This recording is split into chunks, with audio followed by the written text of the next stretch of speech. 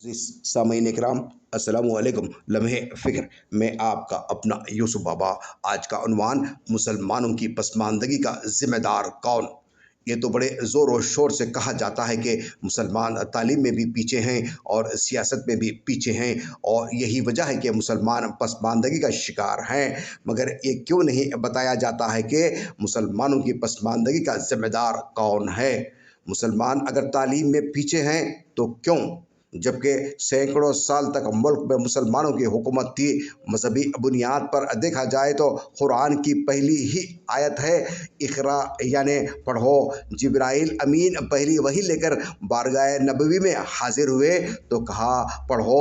اس نبی پاک صلی اللہ علیہ وسلم کی امت آج تعلیم میں پیچھے ہے، جس میں لاکھوں عالم ہو۔ اس ملک کے مسلمان تعلیم میں پیچھے ہیں۔ جس ملک میں چھوٹے بڑے تقریباً 4.5 لاکھ مدرسے ہوں، اس ملک کے مسلمان تعلیم میں پیچھے ہیں۔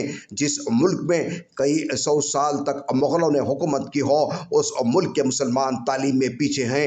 جس ملک میں 4-5 عالمی شہرت یافتہ مدرسے ہوں، اس ملک کے مسلمان تعلیم میں پیچھے ہیں۔ جس ملک میں ہزاروں خانقاہیں ہوں اور ہزاروں کی تعداد میں پیر اور ہزاروں کی تعداد میں مرید ہو، اس ملک کے مسلمان تعلیم میں پیچھے ہے۔ اور جس ملک کے آئین نے سب کو پڑھنے کی اجازت دی، اس ملک کے مسلمان تعلیم میں پیچھے ہیں۔ تو آخر کیوں؟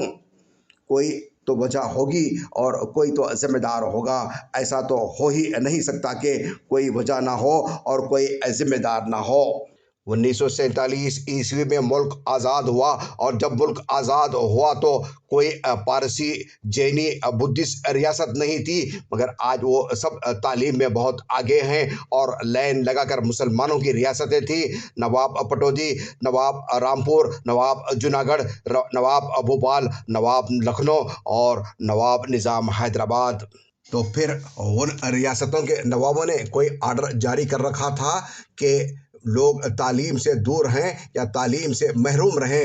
یہ سوال تو ملک کی پارلیمنٹ میں بھی اٹھ چکا ہے کہ وہ تمام اقلیتیں جن کی ایک بھی ریاست ملک کی آزادی کے وقت نہیں تھی، وہ تعلیم کے میدان میں بہت آگے، اور ملک کی سب سے بڑی اقلیت کے جس کی تمام ریاستیں آزادی کے وقت تھیں، وہ اقلیت آج تعلیم میں اتنے پیچھے کہ جو چاہے تانے مار کر نکل جائے، اور وہی اقلیت احساس کمتری کو اپنا اوڑھنا بچھونا بنا کر چائے خانوں سے لے کر اسٹیج تک خود بخود اعلان بھی کرتی ہے اور اعتراف بھی کرتی ہے کہ مسلمان تعلیم میں بہت پیچھے ہیں۔ لیکن سچائی پر پردہ ڈالنے کے باوجود بھی پارلیمنٹ کے اندر ایک لیڈر نے اس موضوع پر اپنے خیالات کا اظہار کیا تو تلخ سچائی یہی سامنے آئی کہ مسلمان تعلیم میں پیچھے ہیں تو اس کے ذمہ دار بھی مسلمان ہی ہیں، اور مسلمان پسماندگی کے شکار ہیں تو اس کے بھی ذمہ دار خود مسلمان ہیں۔ اب ہر کوئی مشورہ دیتا ہے کہ اے مسلمانوں، تعلیم حاصل کرو۔ سب سے زیادہ زور دیا جاتا ہے پسماندہ مسلمانوں پر کہ تعلیم حاصل کرو اور آگے بڑھو۔ مگر یہیں سے ایک اور سوال پیدا ہوتا ہے کہ یہی مشورہ پہلے کیوں نہیں دیا گیا؟ آج بھی بہت سے ایسے افراد ہیں جن کی عمریں طویل ہو چکی ہیں، وہ خود بتاتے ہیں کہ جب ہمارے بچے قرآن مجید ناظرہ مکمل کرتے تھے تو بڑے طبقے کے لوگ کہا کرتے تھے کہ قرآن پڑھ لیا، بس اب اسے کام دھندے میں لگاؤ۔ اس زمانے میں بھی تعلیم کی ضرورت تھی تو دوسرے کو کام دھندے کا مشورہ دیا جاتا تھا، اور آج تعلیم اور سیاست دونوں کی ضرورت ہے تو آج صرف یہ کہا جاتا ہے کہ تعلیم حاصل کرو، سیاست جو کر رہے ہیں انہیں کرنے دو۔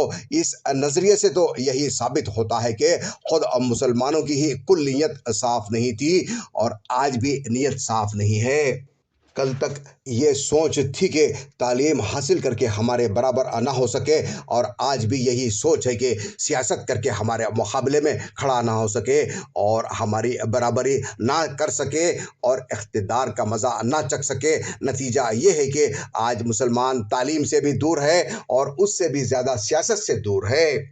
ان دونوں چیزوں سے دوری کی وجہ سے مسلمان، اور بالخصوص بیکورڈ مسلمان، ووٹوں کی اہمیت کو نہیں سمجھ پاتا اور ریزرویشن کی اہمیت کو بھی نہیں سمجھ پاتا ہے۔ مسلمانوں کی حالت دلتوں سے بدتر ہے۔